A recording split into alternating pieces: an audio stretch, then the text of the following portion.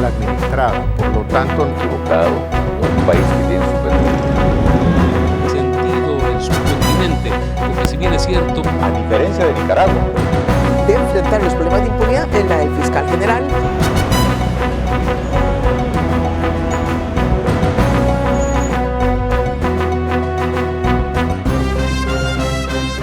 cordiales saludos a quienes nos ven a través de la señal de Gama Visión en el Ecuador, por Mega TV en la Florida y por OnePlus TV en el Ecuador y en el mundo.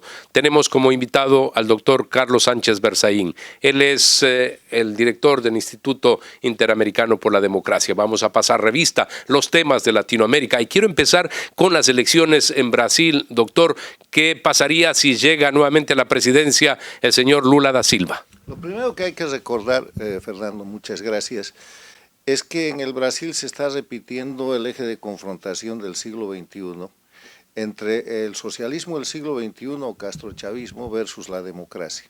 El candidato del castrochavismo es Lula, que ya gobernó el Brasil por 2 periodos y después dejó en la presidencia a su sucesora y que fue retirada, Dilma Rousseff, por el famoso escándalo del Lava Jato, crimen. Lula estuvo en la cárcel por esa situación y salió de la cárcel y está habilitado para ser candidato, no porque ha sido declarado inocente, sino que por cuestiones de forma los jueces lo han liberado.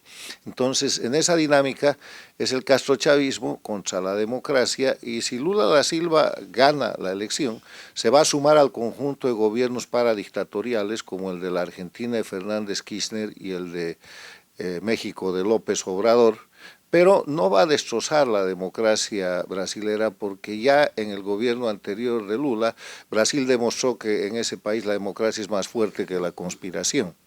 Entonces, sí, eso puede pasar, pero lo que puede pasar... carga ideológica no obnubiló al presidente de la República y fue más o menos respetuoso. No lo fue tanto con los demás países, porque él se sumó a decisiones y actitudes de miembros del socialismo del siglo XXI que en cambio sí lo estaban haciendo mal. No hay que disminuir a Lula. Lula es el tercer hombre del trípode del castrochavismo en las Américas. Fidel Castro, Hugo Chávez y Lula. Porque Lula es el que organiza el Partido de los Trabajadores, con el Partido de los Trabajadores organiza el famoso Foro de Sao Paulo el año 1990, después de la caída del muro de Berlín, y es el soporte del castrismo en toda la década de 1990, hasta que llega Chávez, el 99, y pone el dinero, y los tres, Chávez como jefe, Castro como el dueño de la tecnología criminal y Lula, que llega muy pronto a la presidencia en el Brasil, organizan todo este desastre de lo que hoy día se llama socialismo del siglo XXI o castrochavismo. Lula es central en ese tema y lo que no ha podido hacer es constituyente en el Brasil, no ha podido destrozar la democracia del Brasil porque la institucionalidad del Brasil es mucho más fuerte que la penetración castrochavista y el ataque que han perpetrado, cosa que lamentablemente no pasó ni en Venezuela con Chávez y Maduro, ni en el Ecuador con Correa, ni en Bolivia con Evo Morales, ni en Nicaragua con Ortega. La penetración fue mucho más dura y establecieron dictaduras. Ahora, no lo han podido hacer en el Brasil, no lo han podido hacer en la Argentina, no están pudiendo en Chile, que acaba de rechazar el referéndum del 4 de septiembre, no pueden hacerlo en Colombia, donde Petro está frenado, y están fracasando en el Perú. Pero en todo caso, el hecho es que si Lula llega, va a representar en la política exterior, sobre todo, un apoyo muy grande a la dictadura de Cuba. No hay que olvidar que en el Brasil lo que hizo Lula fue llevar los médicos esclavos, el contrato más grande de médicos esclavos, explotando y haciendo esclavitud en el siglo XXI, con el Estado brasilero pagándole a la dictadura de Cuba por explotar a esa pobre gente. Llegó Jair Bolsonaro y tuvo que despedir a gran parte de esos médicos. Simplemente terminó los contratos, pero peor que eso, los médicos que se liberaron están planteando demandas que están en curso aquí en Estados Unidos contra la Organización Panamericana de la Salud, que fue la intermediaria de eso, y contra el régimen castrista por esclavitud. O sea, ese es un gran escándalo que está en curso y que no hay que olvidar. Pero en todo caso, volviendo a la elección, es muy posible que no gane Lula.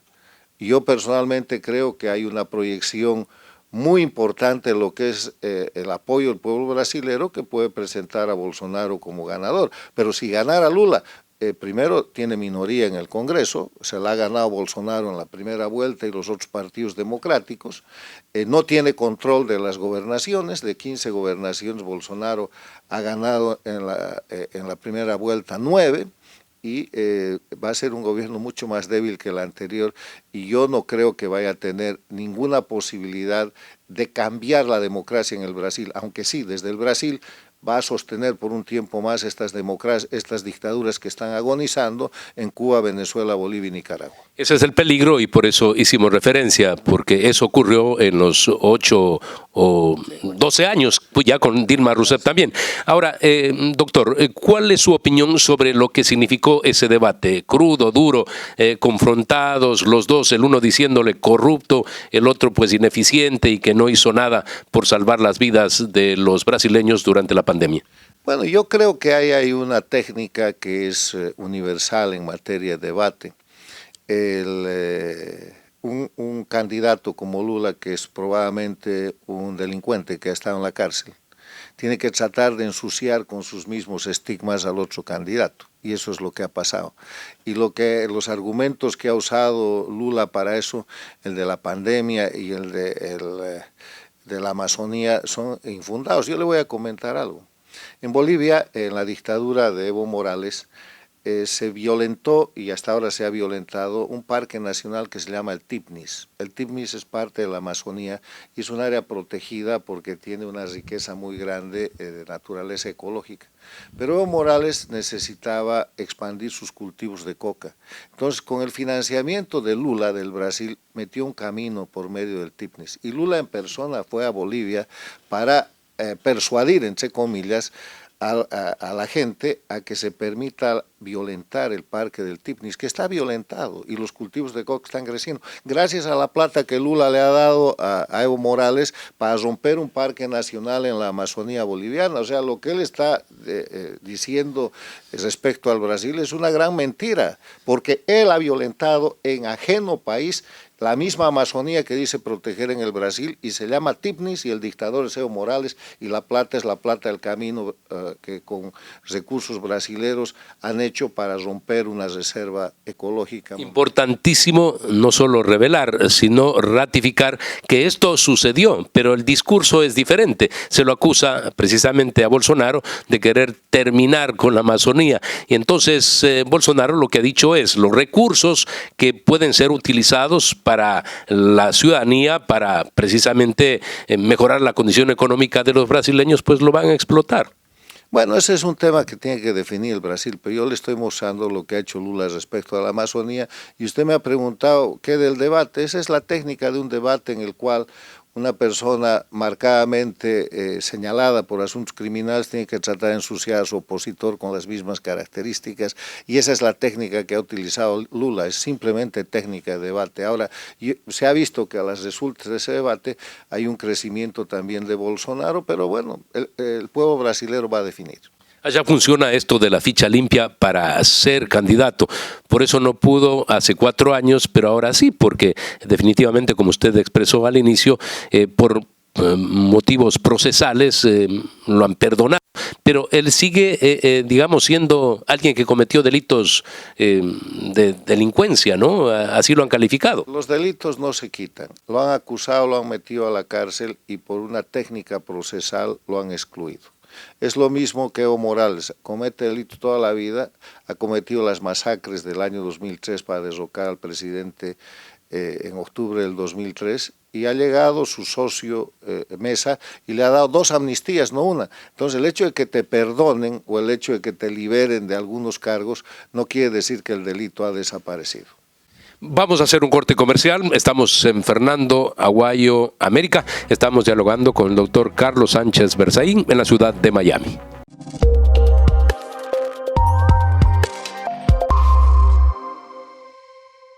La Alcaldía informa que podrás acceder a todos los servicios del Hospital Bicentenario de lunes a viernes de 8 de la mañana a 4 de la tarde. Aquí también podrás acceder a los servicios de Unidad de Enfermedades Infecciosas, Tomografía, Rayos X, Salud Mental, Fisioterapia. Trabajamos de corazón.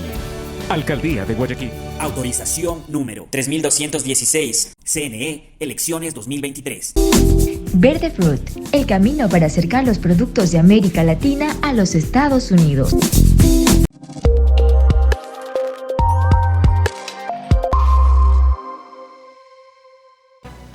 Continuamos esta conversación con el doctor Carlos Sánchez Berzaín en la ciudad de Miami.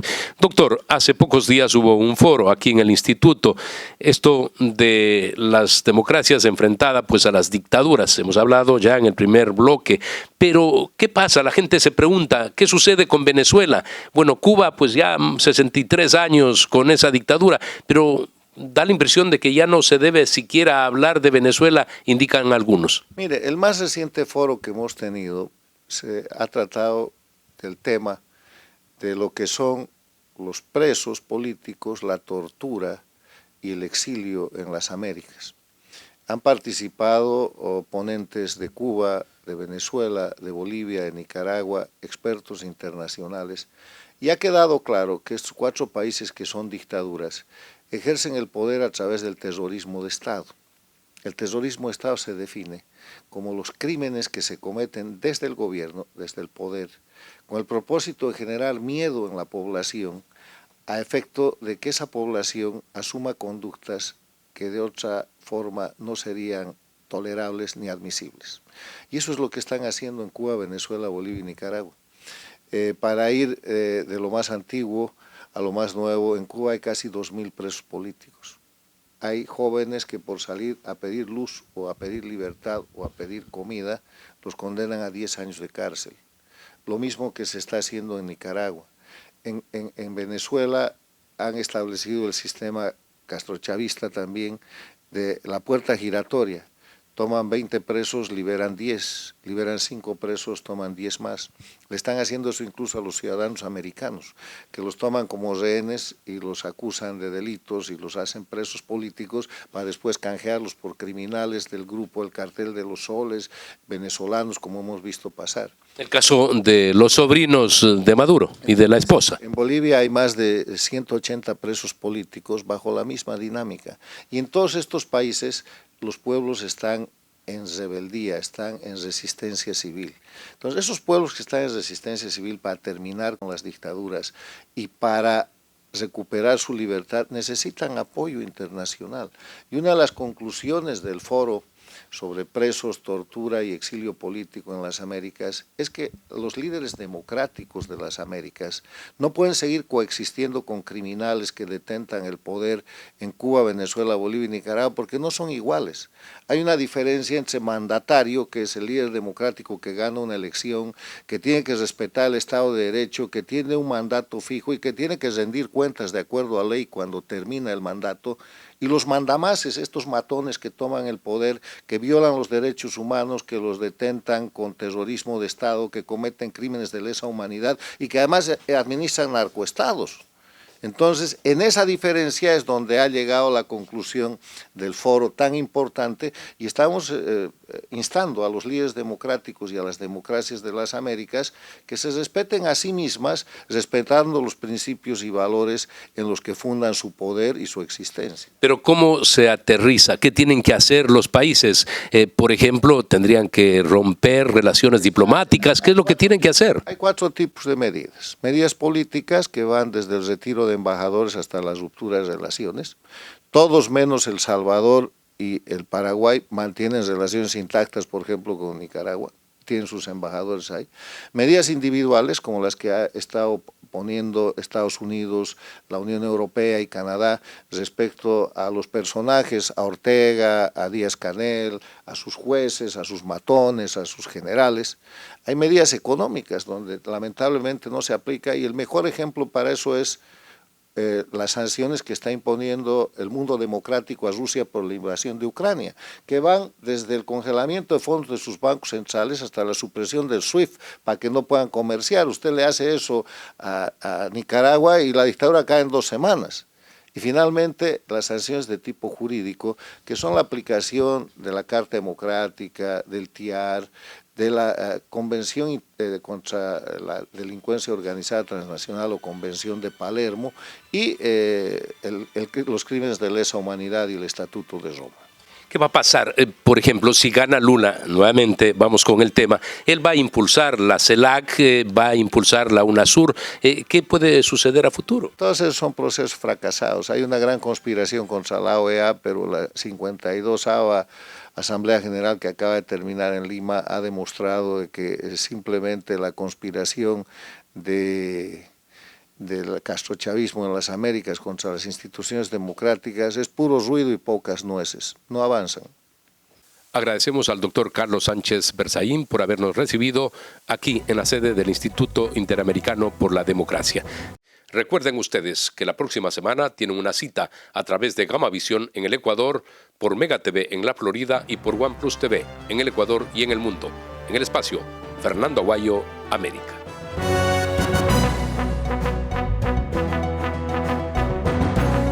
Que verdaderamente cuando uno se encuentra pero muy mal administrada. Por lo tanto, equivocado o un país que tiene su Sentido el subcontinente, porque si bien es cierto, a diferencia de Nicaragua, De enfrentar los problemas de impunidad en la del fiscal general.